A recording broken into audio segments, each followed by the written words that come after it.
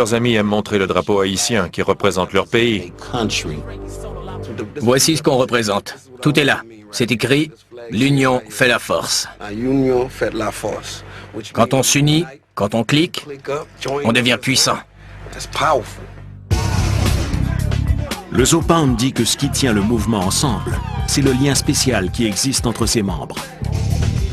Certains ont plus de pouvoir que d'autres, mais il n'y a aucun leader unique. C'est l'unité, la famille. Il n'y a pas de patron. Chacun est son propre patron. Chacun fait sa part.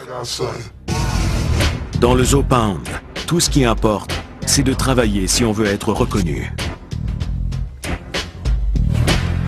Les nouveaux qui arrivent veulent travailler.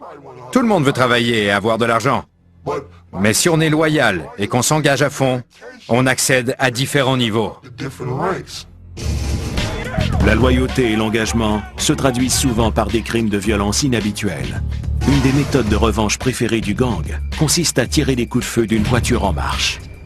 Ils appellent cela se promener. Ils se lancent à la recherche de personnes qu'ils pourraient tuer. Ils se promènent en voiture jusqu'à ce qu'ils trouvent les personnes qu'ils veulent tuer. Si vous me tirez dessus, je vais aussi tirer. N'allez pas croire que je vais débarquer avec un couteau.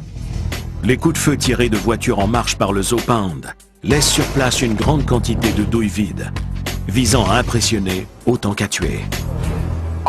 On s'était tiré dessus toute la journée. J'ai vu la police ramasser des douilles de balles. Pas un seau, pas 2 seaux. 3 seaux remplis avec rien d'autre que des douilles vides. Tout le monde, y compris le conducteur, a une arme à feu. Tout le monde doit tirer et vider son chargeur. Comme ça, tout le monde est coupable. Le gang possède une énorme cache d'armes automatiques, incluant des hachoirs.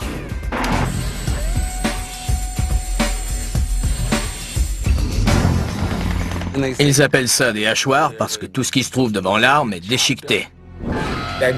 Cette arme est le summum de la puissance. Elle fait beaucoup de dégâts. C'est leur arme de prédilection.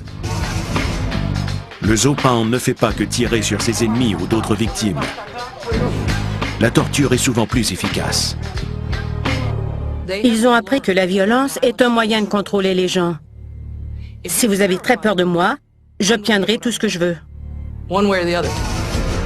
Le Zopound trouve de nouvelles façons terrifiantes d'utiliser des articles ménagers. Les gens qui étaient avec moi ont branché le fer. Si t'es froissé, on va te repasser. Vous voyez? Ils prennent le fer à repasser, ils le font chauffer et ils l'utilisent. Ils s'en servent sur les filles, les enfants des gens. Ils les torturent pour que leur mère leur donne des informations. Ils torturent la maman, le papa. Ils torturent des enfants pour obliger leurs parents à parler. Même une simple cuillère à thé peut devenir un instrument de torture. On n'avait pas de fer, alors on a dû utiliser une cuillère et la mettre sur la cuisinière. On sent d'abord une odeur de roussi. Puis on sent comme une odeur de viande cuite. Croyez-moi, j'ai vu des vrais tueurs sortir en courant de la pièce parce qu'ils ne voulaient pas participer à ce genre de choses. Ces gangsters ne craignent aucunement le service de police. Ils se disent, vous allez me faire emprisonner? Et alors? Même la menace de la peine de mort ne signifie rien pour eux. Leur mentalité, c'est, si je tue quelqu'un, l'État peut me tuer. Si je tue quelqu'un et que je tue ensuite 14 autres personnes, qu'est-ce que l'État pourra me faire de plus? Il peut me tuer seulement une fois. Zopound ne craint qu'une chose, le mystérieux pouvoir du vaudou. Le vaudou, qui est d'origine africaine, est très pratiqué par les Haïtiens. Le vaudou est une religion et aussi une tradition, une façon de vivre, une vie sociale. Les rites du culte vaudou engendrent souvent encore plus de violence. Les gens vendent leur âme. Une mère qui est sans le sou vend son âme quand elle va voir le sorcier ou la dame vaudou. Mais les gens doivent apporter un sacrifice, comme un enfant ou autre chose. On vend son âme et l'âme de quelqu'un d'autre.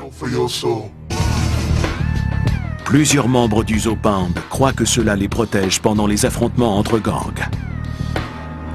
Mon ami était dans l'auto et quelqu'un est arrivé et a tiré 10 fois sur la voiture. Il m'a montré une petite égratignure. Il a dit que la balle lui avait traversé le corps, mais que le vaudou l'avait protégé. Si on croit en quelque chose, qu'on commet un meurtre et qu'on ne se fait pas prendre, on pense que ça fonctionne, n'est-ce pas? Les membres du gang consultent souvent des prêtresses du vaudou avant de commettre leurs crimes. Ils leur disent « Je vais aller tuer quelqu'un et j'ai besoin que les esprits me protègent ».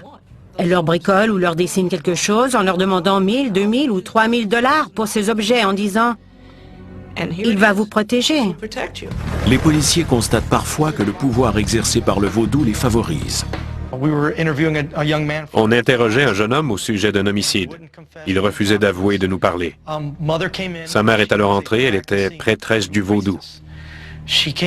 Elle est arrivée avec une bague ornée d'un gigantesque rubis. Ils ont commencé à le frotter en récitant une prière et elle a dit « Ils ne peuvent pas te toucher. Dis-leur ce qui est arrivé. » Il nous a fait des aveux complets. Nul besoin d'ajouter qu'il est en prison. Il a été reconnu coupable, ça n'a pas fonctionné pour lui. En fin de compte, les membres du Zo Pound respectent la seule chose qu'ils croient plus puissante qu'eux. Je n'y crois pas nécessairement. Mais je ne touche pas à ce genre de choses. Point final. On ne plaisante pas avec ça. Miami en Floride en 1997. Le Zo Pound, le gang haïtien le plus puissant et le plus brutal de la ville, a mis au point une façon unique d'amasser de l'argent en piratant des navires amarrés le long du fleuve Miami. Ils leur tombent dessus comme des pirates. Même s'ils sont venus par voie terrestre, ce sont des pirates. C'est le genre de scène qu'on pourrait voir dans un film de Chuck Norris. Les bateaux transportent souvent dans leur coque des drogues illégales qui valent des millions de dollars. Les membres de gangs qui sont en Haïti refilent le tuyau à leurs collègues de Miami. L'information arrivait et il ne restait plus qu'à connaître le nom du bateau. Ensuite, on attendait simplement que les douaniers aient terminé leur travail. Sur un certain bateau, ils ont pris environ 300 kilos. Ça a été un très gros leak. La valeur de revente de ces cargaisons atteint souvent 7 chiffres. Des millions de dollars. On peut s'éveiller le matin avec 5 $ dans sa poche et se coucher le soir avec 2 ou 3 millions de dollars, peut-être plus. C'est le genre de résultat qu'espère obtenir le Zo Pound en tendant une embuscade à l'Arche de Noé le 5 mars.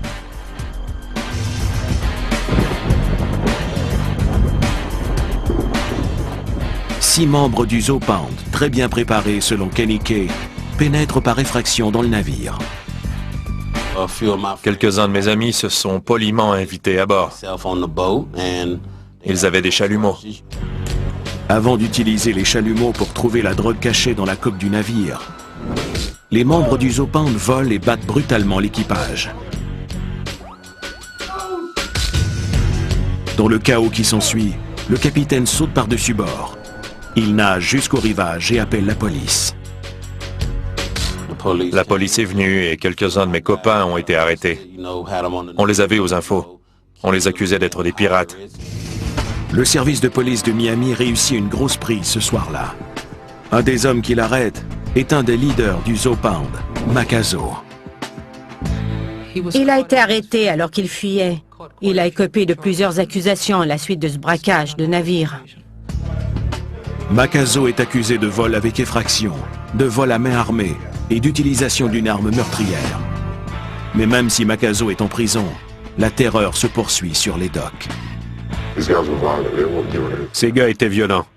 Ils ne faisaient de faveur à personne. La seule chose qu'ils avaient à offrir, c'était des coups de feu. Le 14 juillet 1997. Des pirates attaquent le bâtiment de transport Vanderpool Express à un dock situé sur la 30e avenue Nord-Ouest. Les policiers de Miami trouvent les cadavres de 4 membres d'équipage sur les lieux. Un 5e homme est trouvé vivant, mais du sang s'échappe de sa gorge tranchée. Il mourra plus tard à l'hôpital. Ça a été un homicide horrible à bord du Vanderpool Express. Les autorités de Miami soupçonnent immédiatement le Zo Pound Mais il n'y a pas assez de preuves pour lier le gang à ces meurtres. Et il n'y a aucun témoin. Le Zopound devient encore plus audacieux dans ses vols de drogue. Il entreprend une série de braquages de domicile.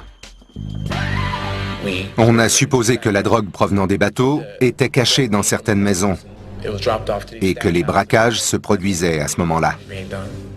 Le gang est informé des maisons où il y a de la drogue et de l'argent.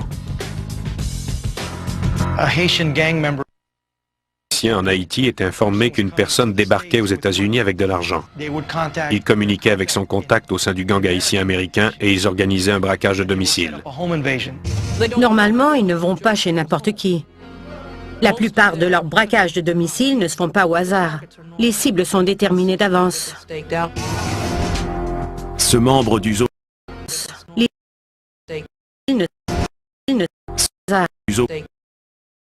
a filé dans la voiture à pisser dans un contenant de plastique.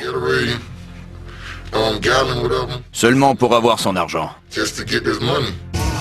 Les braquages de domicile du Zopound sont expéditifs, terrifiants et comportent généralement de la torture. Ils enfoncent la porte et prennent tout le monde en otage. S'il y a des gens qui dorment, ils les réveillent, les ligotent et coupent les fils du téléphone. Ils les amènent ensuite dans des pièces séparées et demandent à chacun où se trouve ce qu'il cherche. Les informations données aux gangs ne sont pas toujours exactes, mais elles sont utilisées dans le sang et la violence, et les victimes n'ont droit à aucune pitié. Ils vont dans une maison pour un braquage de domicile, torturent les gens et commettent même parfois un homicide, alors que ces gens sont innocents, ils n'ont rien à voir avec quoi que ce soit. Une de ces victimes innocentes est un père de famille de 45 ans, nommé Fred Benoit. Le 22 décembre 1998, le service de police de Miami est appelé à son domicile. Au milieu de la nuit, ils ont coupé les fils téléphoniques, sont entrés de force dans sa maison et l'ont abattu. La fille adolescente de la victime s'est cachée avec son jeune frère dans une autre pièce, pendant que les intrus saccageaient la maison. À l'arrivée des policiers, les hommes prennent la fuite, bredouillent. Selon les informations que j'ai reçues, la victime n'était impliquée dans aucune activité illégale. C'était un bon travailleur qui assurait la subsistance de sa famille. Encore une fois, les policiers soupçonnent que cette agression est l'œuvre du Zopound. Personne parmi mes connaissances n'a fait ce genre de choses à qui que ce soit. Au cours de leurs enquêtes, les policiers se heurtent à un autre obstacle. Personne dans la communauté n'accepte de parler. Les seules fois où de tels incidents sont rapportés, c'est lorsque quelqu'un est touché ou qu'un voisin appelle. Et dans certains quartiers, les voisins n'appellent pas. En 1999,